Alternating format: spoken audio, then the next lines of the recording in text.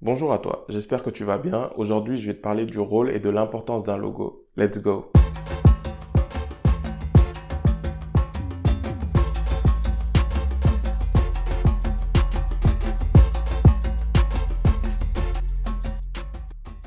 Faut-il avoir un logo quand on lance un business? La réponse est oui, il faut toujours en avoir un. Mais avant d'aller plus loin, qu'est-ce qu'un logo? Le logo, ou plus précisément logotype, est un texte, une forme, plus ou moins abstraite, qui permet d'identifier ton logo. C'est une signature en quelque sorte. Un bon logo doit être simple, lisible et visible, peu importe sa taille. Il doit être unique. Quand tu créeras ton logo, vérifie que la concurrence n'en utilise pas un qui lui ressemble. N'oublie pas que c'est autour de ce dernier que tu fidéliseras tes futurs clients. Un excellent logo est facilement déclinable sur plusieurs supports de communication.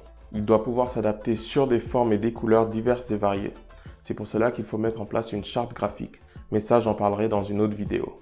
Le plus souvent, on ne fait pas attention à la couleur que l'on applique au logo, alors que ce paramètre est très important. Je t'invite à faire une recherche sur la psychologie des couleurs. Tu sauras quelle est la couleur idéale à appliquer à ton logo, car chaque couleur a une signification bien précise. Je te donne un exemple tout simple. Si je dois créer un logo pour un magasin qui vend du bio, je vais me diriger vers des couleurs vertes ou marron par exemple. Il est certain que je n'appliquerai pas des couleurs comme le rouge ou le violet par exemple. Concernant la forme, là aussi ton choix doit être mûrement réfléchi. Il faut savoir que chaque forme conduit à une idée. Je vais te donner quelques exemples pour que tu comprennes. Si tu te lances dans le monde de la nuit et que tu veuilles ouvrir une discothèque, je te conseillerais d'éviter des formes carrées ou polygonales qui symbolisent la complexité, le sérieux.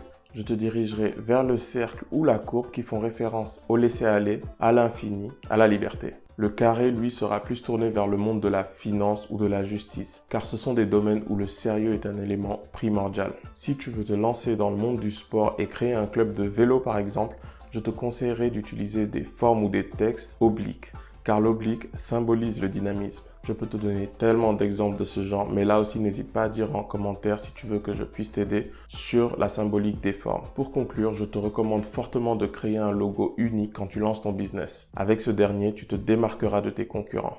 Prends ton temps, choisis bien les couleurs et les formes que tu appliqueras à ce dernier. Et n'oublie jamais qu'un bon logo doit être lisible et visible. Très prochainement, je te ferai une vidéo qui te parlera du choix du logiciel de création de logo. Et je préfère te le dire dès maintenant, n'utilise jamais Photoshop. En tout cas, ça m'a fait énormément plaisir de partager ce moment avec toi. N'hésite pas à te présenter dans les commentaires et à t'abonner à la chaîne pour que je puisse t'aider. Si tu ne veux rien louper, je t'invite à activer la cloche en bas de la vidéo pour rester informé des nouvelles vidéos qui vont sortir. À très vite et je te souhaite tout le bonheur du monde.